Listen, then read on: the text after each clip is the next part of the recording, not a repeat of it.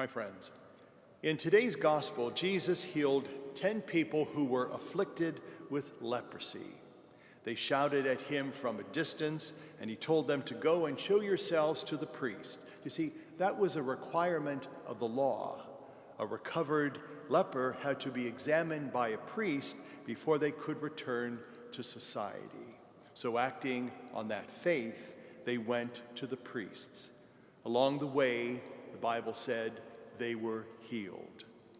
But only one of them turned around and went back to say, thank you. And Jesus wondered, where are the other 9? I like to think that they were all genuinely grateful. How could they not be? One minute they are trapped in a living hell, the next they are free and starting life all over again. They had to be grateful. But why didn't they all come back to say thank you? These 9 people left a giant question mark on history. We'll never know why, but he never said. And yet, some things just need to be said, no matter what. Let's face it, we all need to hear words of thanks and praise from time to time. I think that I have a reasonably good self-image of myself, but once in a while, it's nice to hear thank you from people. It could be one of those Sundays where nothing goes right. Attendance is down and so is enthusiasm. The best thing that can be said for the homily is that it's over. After the service, a little child hugs my leg, and that makes my day. I visit an old woman in the nursing home, and she blows me a kiss when I leave. That lifts my spirit. We never outgrow the need for thanks and praise. Some things need to be said because we all need to hear them. We also need to say them. When you teach your child to say thank you, you're not thinking about the people who'll hear the words. You're thinking about your child. The need to say them, that's part of being civilized. Your child will never be whole and healthy unless they feel real gratitude. You know, part of becoming a grateful person is learning and using grateful words. If a child keeps saying thank you, that will shape their soul, and they'll always be a grateful person.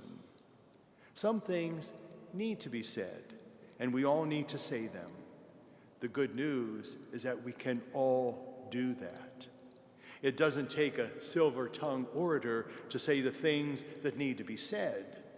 We don't know the precise words the one leper who returned spoke to Jesus. All we know is that he came back praising God in a loud voice.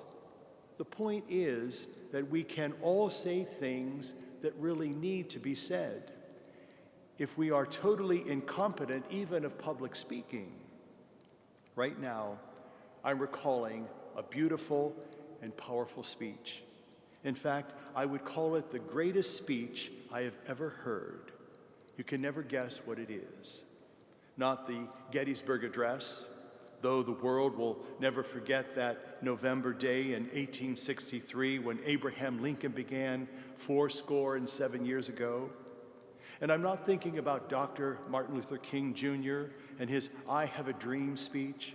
It was profound and moving. The greatest speech that I am thinking of can be said by anyone.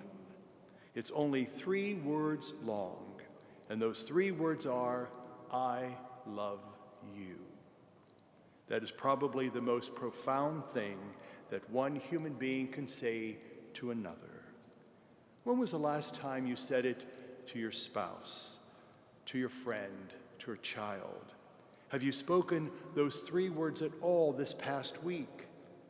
Some things need to be said. Jesus seemed to think so, and he wondered out loud, where are the other 9?